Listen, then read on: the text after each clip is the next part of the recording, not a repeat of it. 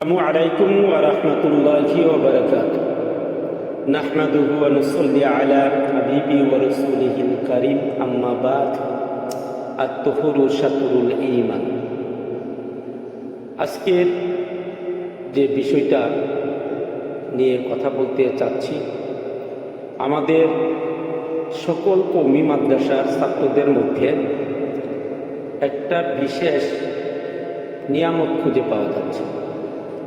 সে নিয়ামতটা হচ্ছে, কোনো ডাক্তার বলতেছে চুলকানি, আবার কেউ বা বলতেছে যে অ্যালার্জি।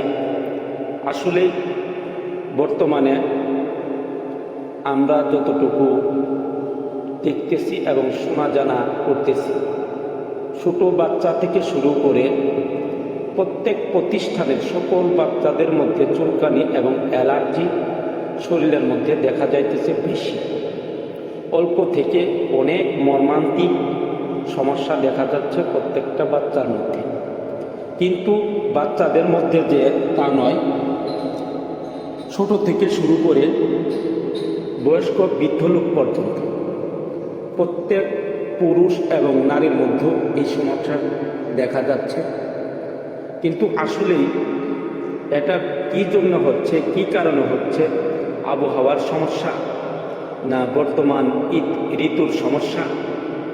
এটা আমরা সকল শুভাকাঙ্ক্ষী কাছ থেকে জানতে চাইতেছি, এবং অনেক ডক্টর আছেন, ডক্টরদের মধ্য থেকেও আমরা এই আলোচনাটা জানতে চাচ্ছি।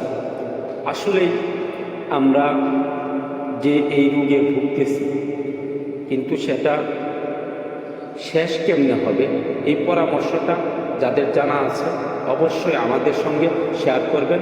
আমরা সেই পরামর্শ অনুযায়ী চলতে চেষ্টা করব।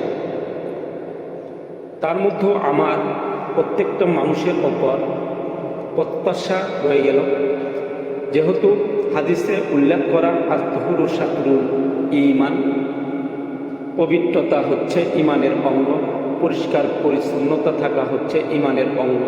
আমরা প্রত্যেকে, যেহেতু গরম, আমাদের শরীর ঘামবে এবং শরীর ভিজবে, শরীরের ত্বক ভেজা থাকবে, সেই থেকে আমরা প্রত্যেকেই চেষ্টা করব তাৎক্ষণিক নিজের শরীরকে সুন্দরভাবে ধৌত করে সুতি কাপড় পরিধান করে আমরা চলাচল করব।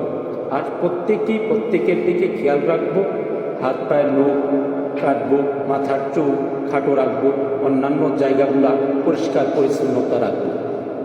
তার মধ্যে আমি প্রত্যেক কওমি মাদ্রাসার শিক্ষক মুহতামিমের ওপর দৃষ্টি আকর্ষণ করে বলতেছি, আমরা প্রত্যেকে আমাদের ছাত্রদের ওপর ফলো করব। তাদের বিছানা, তাদের পোশাক, তাদের ক্লাস, যে ক্লাসে বসে তারা ক্লাস করবে সেই ক্লাস সুন্দর আছে কিনা, পরিষ্কার আছে কিনা, তাদের পোশাক পরিচ্ছন্ন আছে কিনা। যে বিছানায় ঘুমাবে আমরা চেষ্টা করব সেই বিছানাগুলো পরিষ্কার আছে কিনা। সুন্দরভাবে আমরা আমাদের ছাত্রদেরকে পরিষ্কার পরিচ্ছন্নতার মধ্যে রাখবো ইনশাআল্লাহ। আমিও চেষ্টা করব, আপনারাও পাশাপাশি সকলেই চেষ্টা করবেন। আবারও বলতেছি, আমি প্রত্যেকটা মানুষের কাছে জানতে চাইতেছি, কোথা থেকে এই সমস্যাটা আসলো, কেন আসলো, কিভাবে আসলো। আল্লাহ অসুস্থতার নিয়ামত আমরা সকলেই জানি, কিন্তু এই অসুস্থতাটা কোথা থেকে, কি কারণে আমরা আমাদের নিজের শরীরে এই অসুখের বাসা বেঁধে নিচ্ছি, আমরা যারা জানি সকলেই জানাবো ইনশাআল্লাহ।